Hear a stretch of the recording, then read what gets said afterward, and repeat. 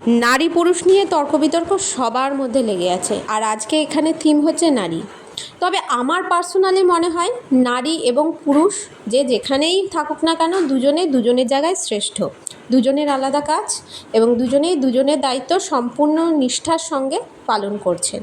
তারপরে কি কপাল বলো, বৃষ্টি বাদল নেই, একদম মনোরম পরিবেশে, না ঠান্ডা না গরম, খুব ভালোভাবে আমরা মণ্ডপ প্রতিমা সম্পূর্ণ দর্শন করছি, যেখানে কলকাতা পুরো ভেসে গেছে জলে থই থই।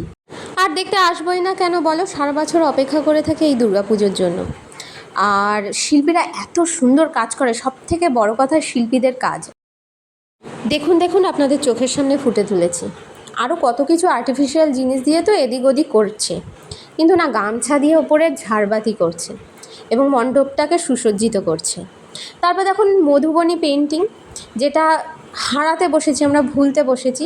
পুরো মণ্ডপটা কিন্তু মধুবনী পেন্টিং দিয়ে একেবারে সুসজ্জিত। এই যে দেখুন আলপনাটা, আমরা কিন্তু লক্ষ্মী পুজোর সময় এই আলপনাই বাড়ির মেঝেতে আঁকতে পারি, তাহলে একটা ডিজাইন পেয়ে গেলাম না? কত সুন্দর দেখুন তো। আপনাদের কিন্তু একটা বিনামূল্যে আমি ডিজাইন দেখিয়ে দিলাম। বিশ্বনাথ স্মৃতিসংঘ লিচু বাগান, তার প্রি ওপেনিং ফার্স্ট ফেজ আমরা এখানে দেখালাম। কালকে এটার অফিসিয়ালি ওপেনিং রয়েছে পুজোর। সেখানে পুজোর থিম হচ্ছে নারী কথা। সুন্দর করেছে, পুরোটাই ইকো ফ্রেন্ডলি করেছে। মোটামুটি লাইট, গামছা আর হ্যান্ড পেন্টিং